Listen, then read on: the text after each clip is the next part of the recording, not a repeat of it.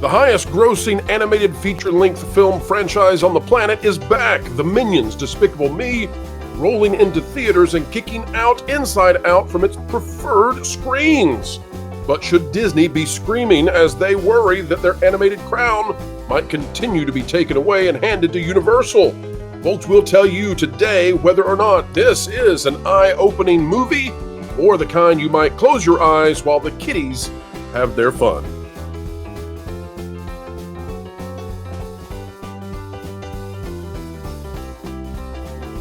Hello folks, welcome back to the Pro Channel. We are so happy to have you. It is an honor every time you choose to join with us. And we're getting ready for a very happy Independence Day celebration. To all of our American viewers out there, we wish you a very good time filled with hamburgers, hot dogs, fireworks, and yes, splishy splashes in the pool.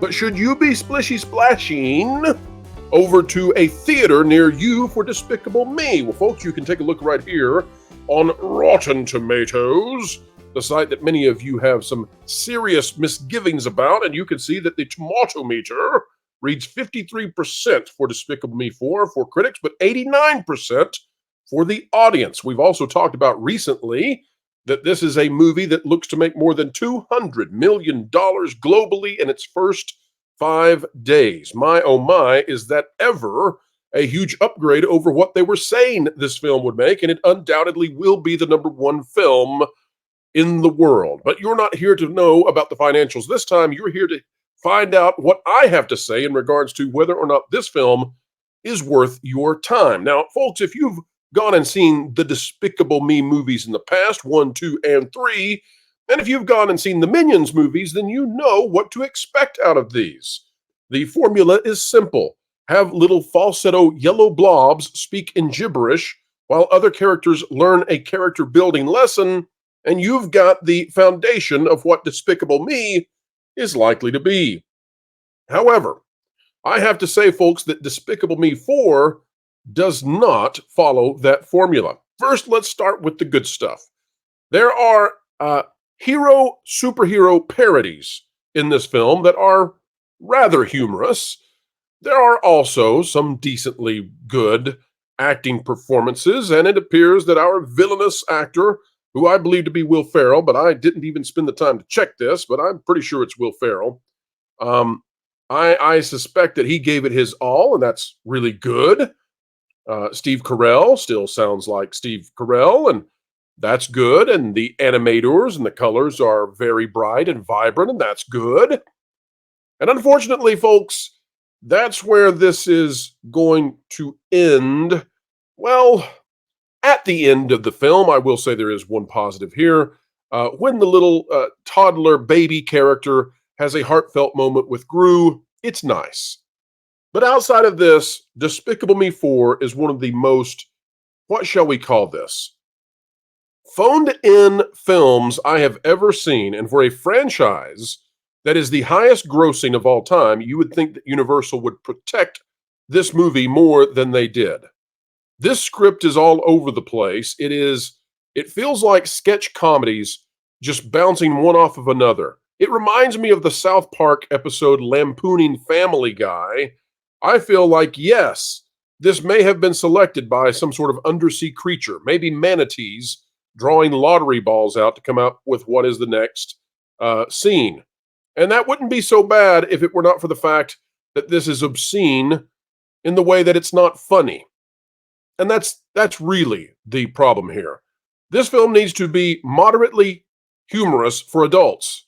And then kids, they'll laugh because there are raspberry sounds or tooting sounds or whatever the sounds are, or there's the minion antics.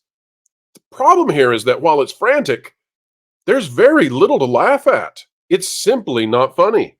And because it's not funny, and because it's so overblown with storylines that go nowhere, you come out of this theater wishing maybe that you had not gone to see Despicable Me. Now, considering this franchise has made more money over its lifetime than Toy Story, considering that #2 is Shrek and it's distantly in #2, I have to say that I don't know what in the world the caretakers of this franchise were thinking. This is a tremendous golden goose. And now, having seen the film, I have to let loose of the idea that I was holding on to, that being that this might beat Inside Out 2. In terms of box office hold, I don't think that's going to happen now. I think that Inside Out 2 will remain supreme over the Minions, and that's a real shame. Because again, just being funny, moderately funny, and following the formula would have worked.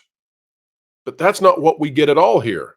In fact, it's very difficult to follow the plot of this, and no character really learns anything by the end of the film. There's no character development. In the original Despicable Me, the reason that movie took off and was successful is because it's about a villain who learns that caring for 3 little girls actually is a good thing in life, and it pulls him away from his villainy.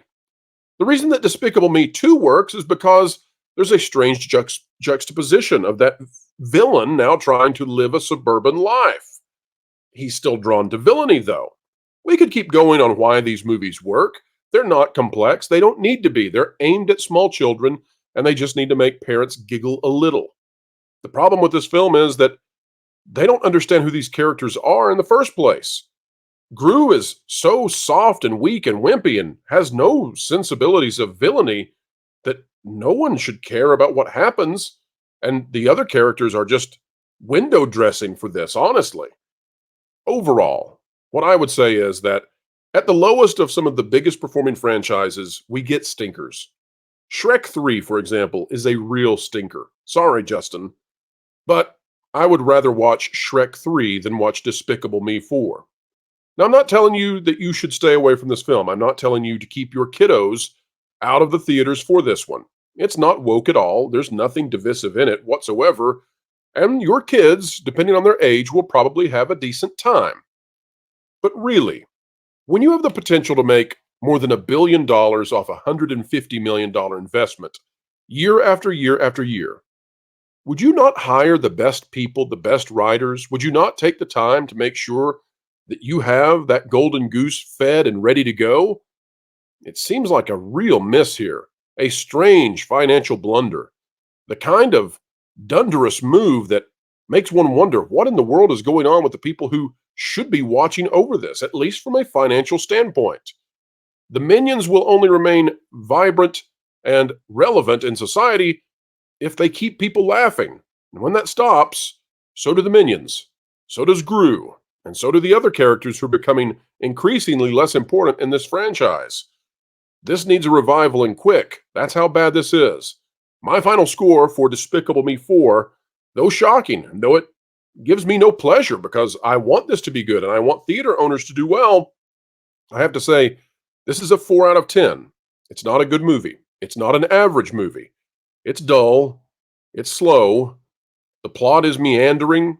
The scenes are discongruent. But some kids will enjoy it.